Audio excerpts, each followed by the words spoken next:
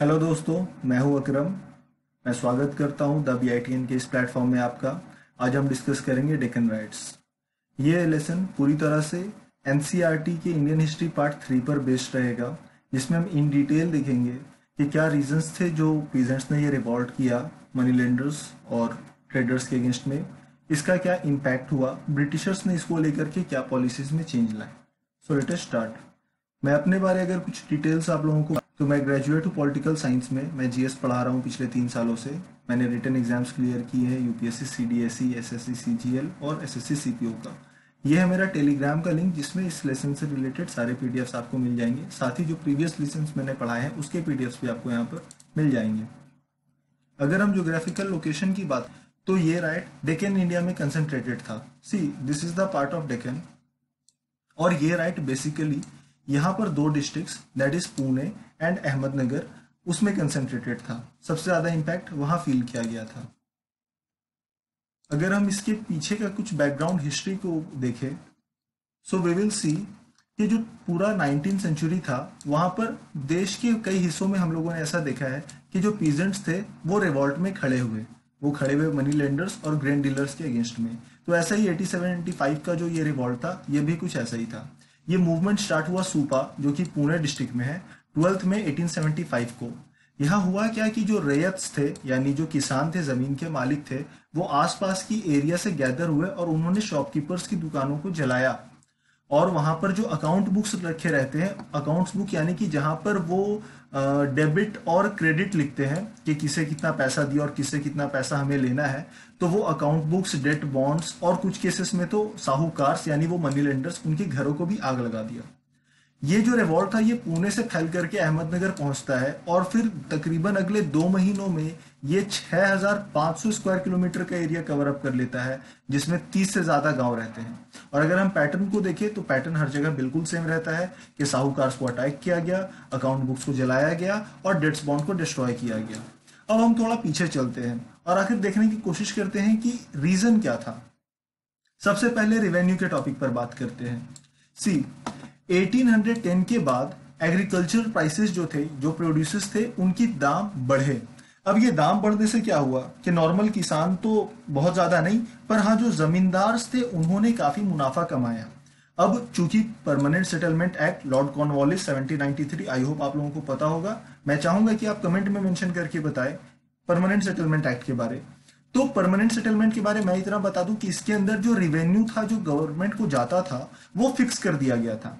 तो अभी क्या हुआ कि जब 1810 के बाद एग्रीकल्चर प्राइसेस के दाम बढ़े, तो इससे इनकम बढ़ा, पर इस इनकम में ब्रिटिशर्स कोई क्लेम ले नहीं पाते थे, क्योंकि इनका तो रेवेन्यू फिक्स था। तो इसलिए उन्होंने जो टेरिटरीज 19th सेंचुरी में एनेक्स की, यानी इसके बाद जो एनेक्स की, तो वहां पर उन्होंने टेम्पररी रेवेन्यू सेटलमेंट रखा, क्योंकि उन्हें एक्सपीरियंस मिल गया था कि अगर हम रेवेन्यू को फिक्स रखेंगे तो दाम बढ़ जाते हैं और हमें इसका फायदा नहीं मिलता है। अभी क्या हुआ कि इसको देखते हुए नया रेवेन्यू सेटलमेंट बॉम्बे डेक्कन के एरिया में इंट्रोड्यूस किया गया और इसको कहा गया रैयतवारी सेटलमेंट। इस सेटलमेंट में परमानेंट सेटलमेंट से एक डिफरेंस था कि जहां परमानेंट सेटलमेंट में जमींदार से वो डायरेक्टली डील करते थे, पर इस सेटलमेंट में वो रैयत से, यानी जमीन के मालिक से डील करने लगे कि कितना रेवेन्यू पे करना है। वो टाइप ऑफ सॉइल एसेस करते थे और ये डिसाइड करते थे कि ये सॉइल हमें कितना रेवेन्यू पे कर सकता है और उसे फिक्स कर देते थे। और ये जो फिक्स पीरियड रहता था वो 30 सालों के लिए रहता था। उन 30 सालों के बाद ये लॉ था कि जमीन को दोबारा से सर्वे किया जाएगा और फिर रेवेन्यू रेट्स उस टाइम के हिसाब से बढ़ा दिए जाएंगे। अगर इस थ्योरी की, इस सेटलमेंट के बैकग्राउंड के बारे में बात करें, तो ये बेस्ड है रिकार्डियन आइडियाज के बारे में। दोस्तों मैं बताना चाहूंगा, डेविड रिकार्डो इंग्लैंड के एक महान इकोनॉमिस्ट थे। तो उन्होंने एक थ्योरी दी थी जिसमें उन्होंने कहा था कि एक लैंड ओनर जो होता है, यानी जो जमीन का मालिक होता है, उसे उस वक्त के एवरेज रेंट के ऊपर ही उसका हक होना चाहिए। फॉर एग्जाम्पल मेरी ये जमीन है और इससे मैं पैसे कमा रहा हूं, कुछ भी सर्टेन अमाउंट, बट ये बोलते हैं कि नहीं, उन पैसों के ऊपर में नहीं, बल्कि अभी का एवरेज रेंट के बारे में देखो। तो अगर अभी का एवरेज रेंट सिर्फ 5 रुपए है और इस जमीन से आप 7 रुपए कमा रहे हो, तो जो बीच का 2 रुपए है, ये 2 रुपए गवर्नमेंट को जाना चाहिए। क्योंकि अगर ये 2 रुपए गवर्नमेंट नहीं लेगी तो आप क्या करोगे कि आप इसी 2 रुपए में अपनी जिंदगी गुजारने लगोगे। यानी कि गवर्नमेंट का काम ये है कि ये 2 रुपए आपसे लेकर के इस जमीन के बेटरमेंट के लिए, यानी कि उसकी प्रोडक्शन कैपेसिटी बढ़ सके, वहां पर लगाए। पर ये पैसे गवर्नमेंट टैक्स नहीं करती है, और इस पर जो जमीन के मालिक है वो रेंटियर्स बन जाते हैं। उन्होंने यही वर्ड यूज किया था, रेंटियर्स का।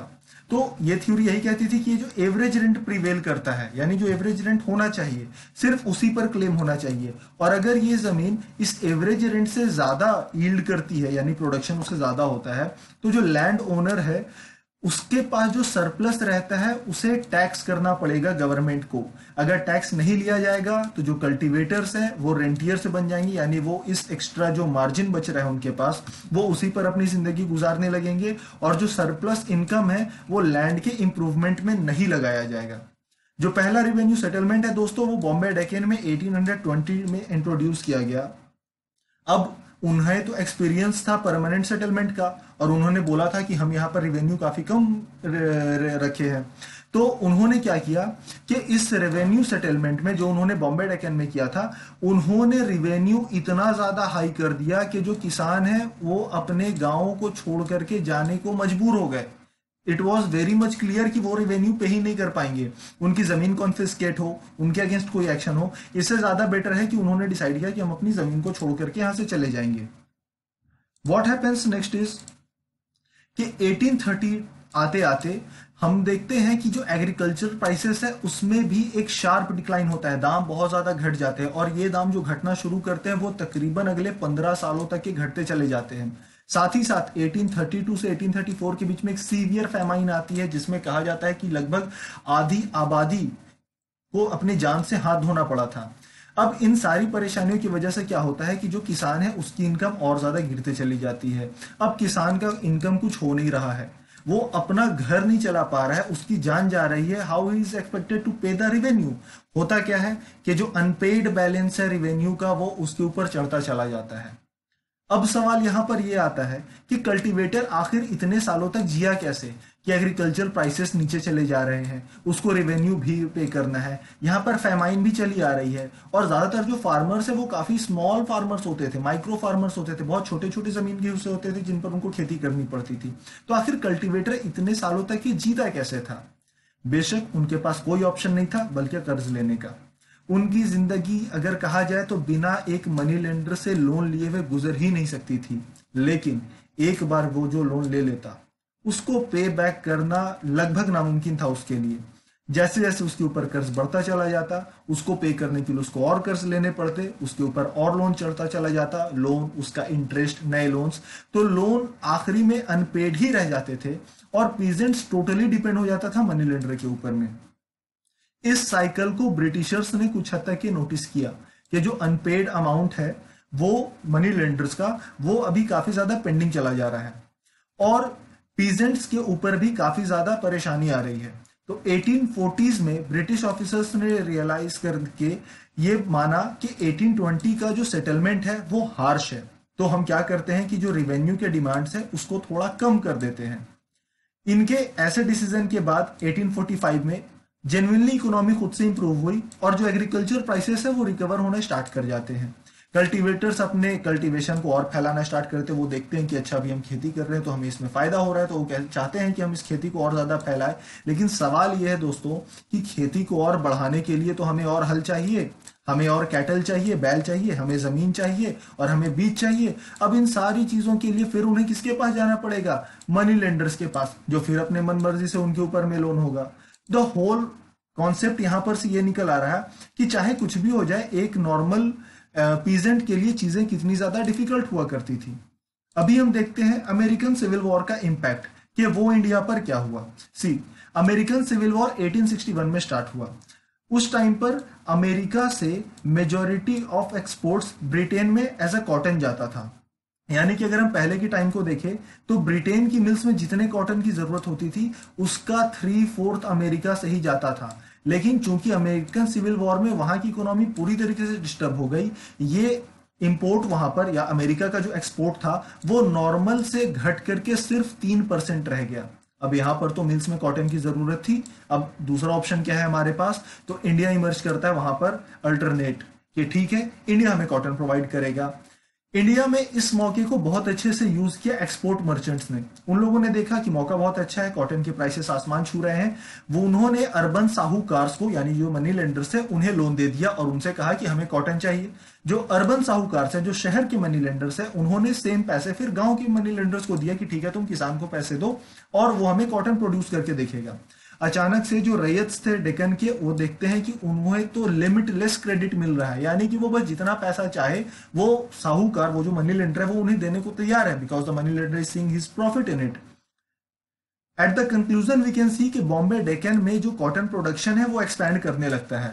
अगर हम देखें साल 1860 और 1864 के बीच में, तो जो कॉटन का एकरेज है, यानी पर एकड़ जो कॉटन होता था, वो तकरीबन डबल हो जाता है। और 1862 में ब्रिटेन में जाने वाले कॉटन 90% हो जाते हैं, यानी ब्रिटेन में जितने कॉटन की जरूरत है 90% से ज्यादा इंडिया से आता है। लेकिन इन सारे सिचुएशन में भी हम ये चीज देखेंगे कि जो ज्यादा फायदा हुआ वो रिच पीजेंट से को हुआ, यानी जो अमीर किसान थे, क्योंकि जो ज्यादातर किसान थे वो गरीब थे, और अगर उन्हें कॉटन का भी एक्सपेंशन करना है, कॉटन प्रोडक्शन का भी एक्सपेंशन करना है, तो उन्हें और ज्यादा कर्ज लेना पड़ेगा, तो प्रॉफिट उन्हें बहुत ज्यादा नहीं हो पाया। इसके बाद हम लोग देखते हैं कि 1865 आते आते जो अमेरिकन था वो खत्म हो जाता है। अमेरिका में कॉटन का प्रोडक्शन रिवाइव कर जाता है और इंडिया की जो एक्सपोर्ट्स है वो फिर से डिक्लाइन करने लगते हैं। अब जब वहां के मर्चेंट्स, इंडिया के मर्चेंट और साहूकार देखते हैं कि यहाँ ब्रिटेन में हमारे कॉटन का कोई डिमांड नहीं रहा है, तो वो अपने ऑपरेशन को पूरी तरीके से बंद कर देते हैं। वो किसानों को पैसा देना बंद कर चुके रहते हैं और वो कहते हैं कि जो कर्ज हमने तुम्हें दिया है अब तुम मुझे वापस उसे रिपे करो। अब किसान के लिए यहाँ पर एक अलग परेशानी है कि उसे क्रेडिट मिल नहीं रहा है। अच्छा, प्रोडक्शन को देखते हुए ब्रिटिशर्स ने भी टैक्स बढ़ा दिए थे, पर चूंकि प्रोडक्शन सही हो रहा था तो इससे पहले लोगों को टैक्स देने में कोई खासा प्रॉब्लम हो नहीं रही थी। लेकिन अब जब क्रेडिट खत्म हो चुका है, लेकिन रिवेन्यू डिमांड तो मॉडरेट नहीं किए गए हैं, रिवेन्यू डिमांड तो अभी बढ़े हुए हैं, और नए सेटलमेंट के हिसाब से जो उस टाइम पर किया गया जो डिमांड है उसको तकरीबन 50 से 100% पहले की डिमांड से बढ़ा दिया गया। और जो ये टाइम है यहाँ पर तो मनी लेंडर्स ने भी लोन देने से रिफ्यूज कर गया, क्योंकि अब उसे रैयत का जो कैपेसिटी था कि वो लोन को रीपे करेगा वो पूरी तरीके से खो चुका था, वो कॉन्फिडेंस उस मनी लेंडर को नहीं रहा था। ये जो रिफ्यूजल है मनी लेंडर के, वो रैयत को अब जरूरत होते हुए भी लोन नहीं दे रहा है, इससे रैयत एनरेज हो जाते हैं। साथ ही साथ उनका ये जो कर्ज में वो डीपर और डीपर वो जो दबे चले जा रहे हैं। साथ ही साथ मनी लेंडर का जो इनसेंसिटिविटी है कि फर्क नहीं पड़ना कि ये जो रैयत है ये अपनी जिंदगी कैसे गुजार रहे हैं, इस इनसेंसिटिविटी, इन सारी चीजों को देख करके जो रैयत है इन्फ्यूरिएट हो जाते हैं। सी, हम लोग यहाँ पर एक कस्टम को समझेंगे कि ये जो मनी लेंडर्स है और ये जो रैयत है, ये दोनों सेम गांव में ही नस्ल दर नस्ल रहते चले आ रहे हैं। ये बिल्कुल एक खानदानी रिश्ता है। तो इन सारे रिश्तों के बावजूद अगर ये देखते हैं कि मनी लेंडर्स उनके प्लाइट के टुवर्ड्स इनसेंसिटिव है, तो वो इन्फ्यूरिएट हो ही चले जाते हैं। साथ ही साथ हम लोगों ने यहाँ पर ये इशू भी देखा है कि जो मनी लेंडर्स है वो गांव के एक नॉर्म को, एक कस्टमरी नॉर्म को काफी ज्यादा वॉयलेट करते हैं। फॉर एग्जाम्पल, जो इंटरेस्ट लेना है उसे प्रिंसिपल से ज्यादा आप नहीं रख सकते हैं, लेकिन कई सारे केसेस में ऐसा पाया गया कि मनी लेंडर्स ने सिर्फ 100 रुपए के प्रिंसिपल पर 2000 और उससे ज्यादा का भी इंटरेस्ट चार्ज किया है। और ऐसे सारे सिचुएशन को देखते हुए जो रैयत है वो मनी लेंडर को एक डीवियस, डिसीटफुल, धोखेबाज इस तरह से वो देखना शुरू कर देते हैं। दोस्तों, ये एक मूवी है मदर इंडिया। आप अगर मनी लेंडर्स और किसी रैयत या पीजेंट के रिश्ते को देखना चाहते हैं, सो आई सजेस्ट यू कि आप इसे जरूर से देखिए। एक अच्छा टाइम पास होगा, साथ ही आपको उस वक्त का कुछ आइडिया भी हो जाए। इन सारे इश्यूज को देखते हुए दोस्तों, ब्रिटिशर्स ये डिसाइड करते हैं 1859 में कि हम एक लिमिटेशन लॉ को पास करेंगे जो लोन बॉन्ड जो भी साइन किया जाएगा मनी लेंडर्स और रैयत के बीच में, उसकी वैलिडिटी को सिर्फ 3 साल लिमिट कर देगा। सी, उन्होंने ये ऐसी इसलिए किया था ताकि वो जो इंटरेस्ट टाइम के साथ जमा हो रहा है उसे वो चेक कर सके। लेकिन मनी लेंडर्स ने इस कानून को ही तो पूरी तरीके से घुमा दिया। वो क्या करने लगे कि इस 3 साल के एंड में जो प्रिंसिपल और इंटरेस्ट बचता था इस बॉन्ड का, ये इसको पूरा कैलकुलेट करके प्रिंसिपल बना देते थे नए बॉन्ड के लिए, और फिर उस पर अलग से चार्ज लगाने लगते थे। तो इसमें फिर मनी लेंडर्स का फायदा होने लगा और जो रैयत है वो और ज्यादा लॉस में चले जाने लगे। अच्छा, इस बात को हमें अपने नजर में बिल्कुल रखना पड़ेगा दोस्तों कि जो पीजेंट्स थे उस टाइम के, उन्हें एक्चुअली आइडिया नहीं था कि ये बॉन्ड क्या होता है, ये डीड क्या होता है। ये सारी चीजें इंट्रोड्यूस कराई गई थी ब्रिटिशर्स के द्वारा, क्योंकि इससे पहले एक वर्बल पैक्ट होता था, एक इनफॉर्मल अंडरस्टैंडिंग होती थी एक मनी लेंडर और एक पीजेंट्स के बीच में, पर ब्रिटिशर्स इसे अपहोल्ड नहीं कर पाते थे। उन्होंने बोला कि नहीं, ये फॉर्मल वे में नहीं चलेगा, आप इसके लिए बॉन्ड्स और डीड्स को यूज करो। अब किसानों के लिए ये एक नया तरह का ऑपरेसिव सिस्टम बन चुका था। इसके बाद हम लोग देखते हैं कि ये राइट हुआ 1875 में हुआ, बहुत बुरा इंपैक्ट पड़ा पूरे एरिया में। तो जैसे जैसे रिवॉल्ट डेक्कन में फैला, जो गवर्नमेंट ऑफ बॉम्बे थी वो इनिशियली तो इसे एड्रेस करने का मन ही नहीं रख रही थी। वो बोली कि कैजुअल सिचुएशन है, ठीक है, थोड़ा बहुत इशू हो रहा है, वो टाइम के साथ सॉर्ट आउट हो जाएगा। लेकिन हमें याद रखना है दोस्तों कि 1857 में भी एक बहुत बड़ा रिवॉल्ट गुजरा था इस देश से, जिसमें लगभग सारे के सारे ब्रिटिशर्स यहाँ पर से भाग खड़े हुए थे।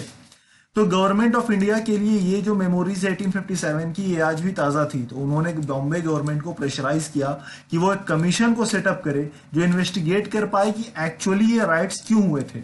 कमीशन ने अपनी इंक्वायरीज बिठाई उन डिस्ट्रिक्ट्स में जहां पर ये राइट स्प्रेड किया था, और ये ब्रिटिश पार्लियामेंट को एक रिपोर्ट प्रेजेंट करती है 1878 में।